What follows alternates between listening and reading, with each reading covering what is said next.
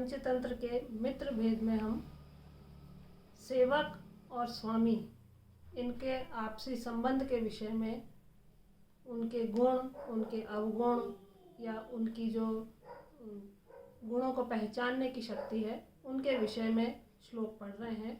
और ये श्लोक किनके माध्यम से पढ़ रहे हैं? ये दो शृगाल हैं, करटक और दमनक नाम के। तो यहाँ हमने कुछ श्लोक ऐसे पढ़े हैं जिसमें ये कहा गया है कि स्वामी यदि अपने सेवक के गुणों की प्रशंसा नहीं करता है तो जो सेवक है वो हताश हो जाता है, परिश्रम नहीं करता है। सेवक को भी चाहिए कि वो राजा का उचित सम्मान करे और स्वामी को भी चाहिए या राजा को भी चाहिए कि सेवक के गुणों को पहचान कर उसके अनुरूप उसे सम्मान प्रदान करे। तो इस विषय में आगे हम जो आज श्लोक पढ़ेंगे उसमें भी सेवक के गुणों के विषय में बताया गया है कि सच्चा सेवक कौन होता है।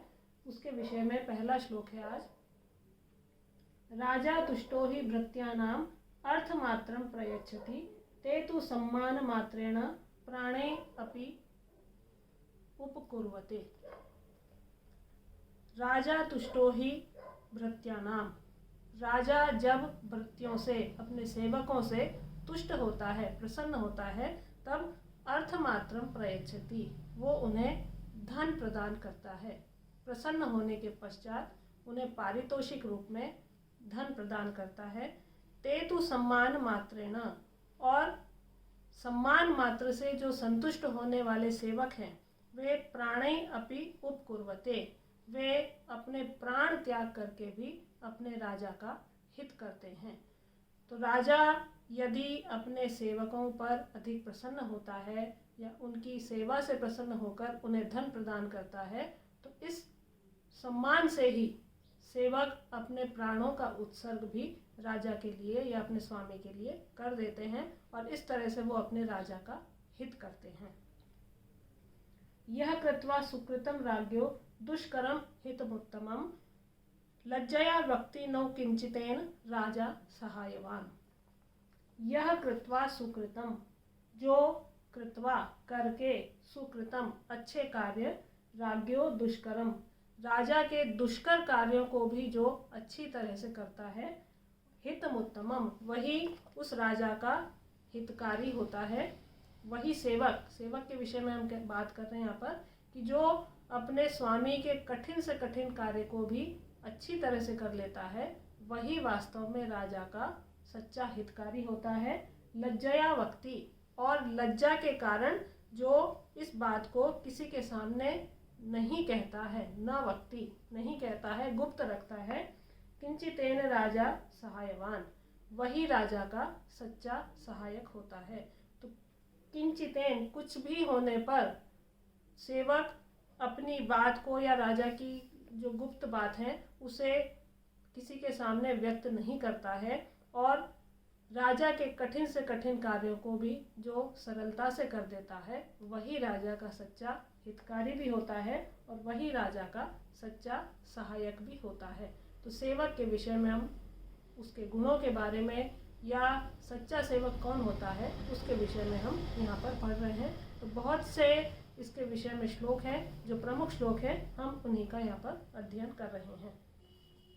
इसके बाद अगला है, न गर्वं कुरुते माने नापमाने च तप्यते स्वाकारं रक्षयेत् दस्तु स भृत्योर्हो महीभुजाम्। जो गर्वं कुरुते माने नापमाने च तप्यते, तो जो सेवक राजा के द्वारा मान सम्मान प्राप्त होने पर न गर्वं कुरुते, न तो गर्व करता है, न अभिमान करता है, और नापमाने च तप्यते, और अपमान प्राप्त होने पर भी न तप्यते, दुखी नहीं होता है। स्वाकारं रक्षयेत् यस्तु, और अपने आकार से या अपने जो भाव हैं, मनोगत भाव हैं, उन्हें रक्षयेत्, सदा रक्षा करने वाला या अपने मनोगत भावों को गुप्त रखने वाला ही भृत्योर्हो महीभुजाम, वही राजा का सच्चा सेवक होता है। तो जो सेवक राजा के द्वारा सम्मान प्राप्त करने पर न तो गर्व करता है और अपमान प्राप्त करने पर न दुखी होता है, और इसके पश्चात भी अपने आकार को, अपने भावों को जो रक्षयेत, छिपा कर रखता है या गुप्त रखता है, वही राजा का सच्चा सेवक होता है। तो राज सेवा के योग्य जो सेवक हैं उसके क्या क्या गुण होने चाहिए, उनके विषय में हम पढ़ रहे हैं यहाँ पर कि राजा यदि उसे दंड देता है तो उसके प्रतिकूल या उसके विपरीत, या राजा को अपमानित करने की बात भी जो नहीं सोचता है, राजा को सीमित शब्दों में जो उत्तर देता है, और राजा की आज्ञा के बिना वो कोई कार्य नहीं करता है, लेकिन यदि राजा गलत करता है तो उसे रोकने का भी उसमें साहस होता है, वही राजा का सच्चा सेवक होता है। और ऐसा सेवक यदि राजा के समीप होता है तो उस राजा का राज्य शुक्ल पक्ष के चंद्रमा की तरह निरंतर वृद्धि को भी प्राप्त होता है और शोभा को भी प्राप्त होता है।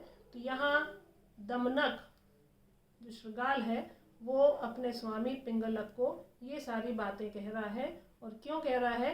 क्योंकि वो उसके भय का कारण भी जानना चाहता है और उसका विश्वास पात्र भी बनना चाहता है। इसलिए कहता है कि राजा को सेवक के गुणों को पहचानना चाहिए। और यहाँ पर वो अपनी बात भी इस तरह से कह रहा है कि मैं भी आपका सच्चा सेवक हूँ, आपको भी मेरे गुणों को पहचानना चाहिए। और वो इसलिए कर रहा है कि दमनक और कर्टक दोनों अपने स्वामी के मंत्रिमंडल में मंत्री पद को ग्रहण कर ले, इसलिए वो इस तरह का प्रयास कर रहा है।